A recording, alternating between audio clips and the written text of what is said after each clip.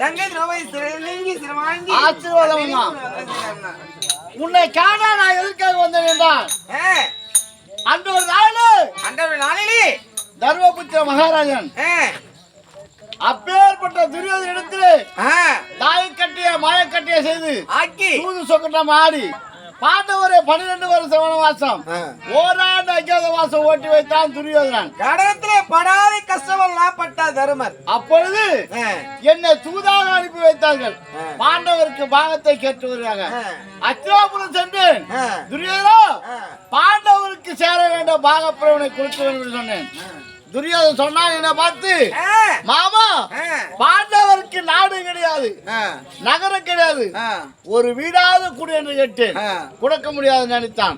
அப்படி ஈக்கால் நாட்டுவது கூட இடம் கிடையாது. ஒரு ஈக்கு எவ்வளவு கால் இருக்கு, எவ்வளவு உண்டு இருக்கும், அந்த ஈ காலை வச்சு அமத்த சுத்து போயிடும். அந்த ஈக்கு ஒரு குருட்டு என்னமா நம்ம கால் வச்சு அழுத்தனா எங்க பூமிக்கு பூமி உள்ள போகுதுன்னு அப்படின்னா ஈக்கிற பாதி இவ்வளவு உண்டு கால் இருக்கு, சின்னதா கண்ணுக்கே தெரியாத காலு. அத வச்சக்கா அது எவ்வளவு மண்ணு போகுது அவ்வளவு மண்ணு கூட கொடுக்க மாட்டேன். அப்படி என்று துரியோதனன் தோல் தட்டி நாட்டுவதற்கு பாண்டவருக்கு இடம் கூட இடம் கிடையாது. ஆமா முடிந்தால் போர்க்களத்துல வந்து சந்திக்க சொல்லி போர்க்களத்துக்கு வான்னு சொன்னார். அப்படி என்று 16 நாளாக 17 நாளாக போர்க்களத்தை வைத்தான். அப்பொழுது நான் உரையை கொண்டிருந்தேன். அப்பேற்பட்ட துரியோதனன் என்னை துணபந்தமாக அழைத்து போக வேண்டும் என்று அருகாமல் வந்தார் துவாரகாபுரிக்கு. நான் நித்திரை செய்ய நேரத்திலே எனக்கு பின்புறமாக நின்று கொண்டிருந்தான். ஆனால் விரைவாக அர்ஜுனன் எனக்கு முன்புறமாக நின்று கொண்டிருந்தான். நான் தூக்கத்திலிருந்து எழுந்து பார்த்தால் அர்ஜுனன் என்னுடைய கண்ணுக்காக பட்டான். மாமா என்னுடைய 17 போர்க்களத்துக்கு நீ எனக்கு தேர் சாரதியாக வர வேண்டும், சாரதியாக வர வேண்டும் அப்படி என்று அர்ஜுனன் கேட்டான். நான் வருகிறேன் சொல்லிவிட்டேன். பார்த்தா துரியோதனன், மாமா அர்ஜுனுக்கு நான் முன்பதாக வந்தவன், நான் அவனுக்கு தேர்தலியா போகிறேன்டா, முன்பதாக வந்தவன் எனக்கு தானே நீ வாக்கு கொடுக்க வேணும். ஆமா அப்படி என்று கேட்டான் துரியோதனன். துரியோதனா எனக்கு முன்பதாக நேர்ப்புறமாக யார் இருக்கிறாரோ அவர்களுக்கே நான் வரத்தை தருவேன், நேர்ப்புறமாக இருப்பவர்கள் நான் தரமாட்டேன் அப்படி என்று சொல்லிவிட்டேன் துரியோதனத்திலே. என் மீது கோவித்துக் கொண்டு போனான் துரியோதனன். அப்படி 18 பாரத காலம் முடிந்தது. முடித்து வைத்தீங்க. கௌரவ கூட்டம் அனைவரும் மாண்டு விட்டார்கள். ஆனால் இருப்பது 20 நாடு. 20 நாட்டை துரியோதனன் ஆண்டு கொண்டு வந்தான். ஆனால் இன்றைய தினம் உன்னுடைய மாமனாக விடக்கூடிய தர்மபுத்திர மகாராஜ் நிற்க பட்டாபிஷேகம் சொன்னார். அதேதான் உரைக்க வந்து உன்னாவதையே செலவிட்டான். ஆனால் கணவருக்கு தர்மரி பட்டாபிஷேகம் செய்ய வேண்டும். தர்மர் பட்டாபிஷேகம் செய்ய வேண்டும் என்றால் என்ன செய்தால் தர்மர் பட்டாபிஷேகமானது எப்படி என்றால் அர்ஜுனனை மணந்த பெண்கள் எத்தனை பேரு? 7 பேர். அப்படி 7 பேர் ஒன்றாக சேர்ந்து ஒன்றாக கூடி ஆற்றங்கரைக்கு சென்று ஜலத்தை கொண்டு வந்து தர்மரை சுத்தம் செய்து தர்மருக்கு பட்டாபிஷேகம் செய்ய வேணும். ஆகினால் உன் தங்கைகள் அனைவரும் அழைத்துக் கொண்டு நீ நதிக்கரைக்கு சென்று ஜலம் கொண்டு வந்து தர்மருக்கு பட்டாபிஷேகம் சுட வேண்டும். அப்படி தன்னதனையாக போய் ஜலமெடுக்க பெண்கள் தாரி அக்கா தங்கை எல்லாம் போறோம்.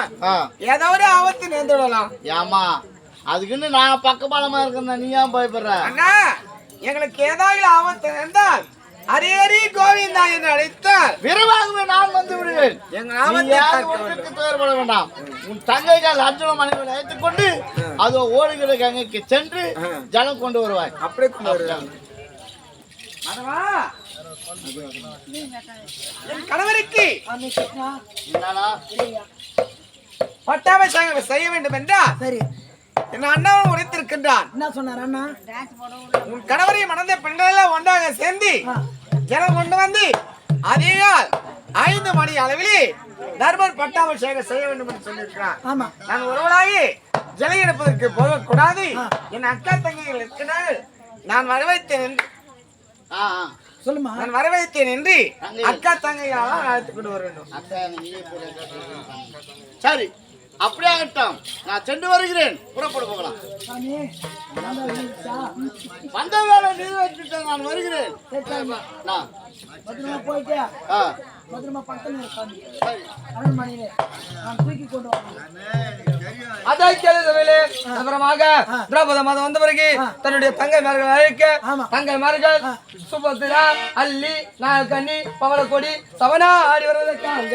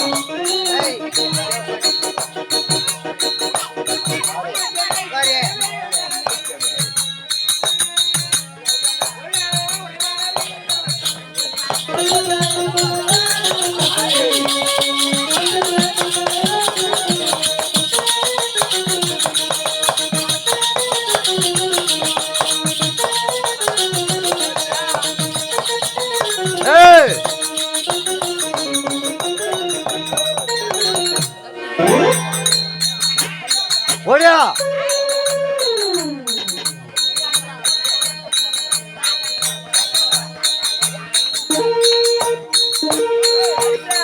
Yeah.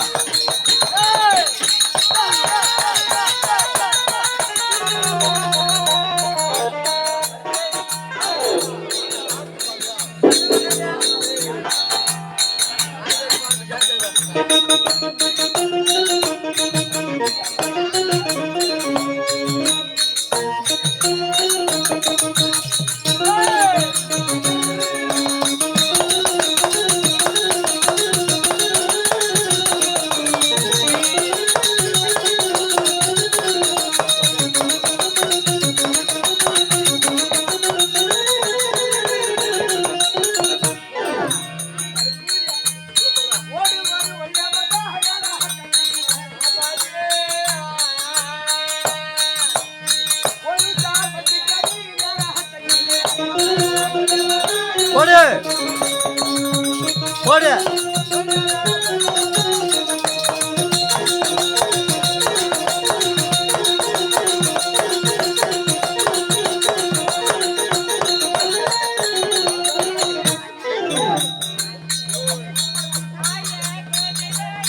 மூணு பேர் வரணும் இரு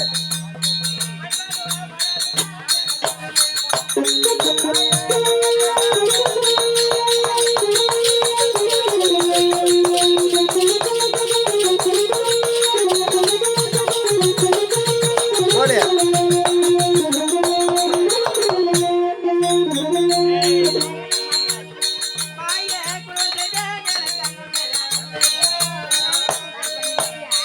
ஏய்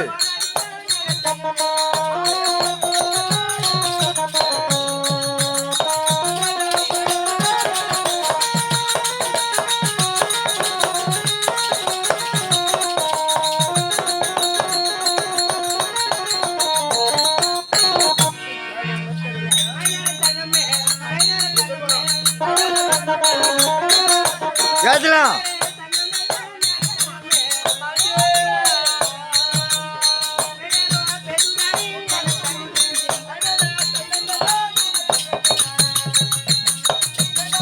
ஏத்தி ஏத்தி விடல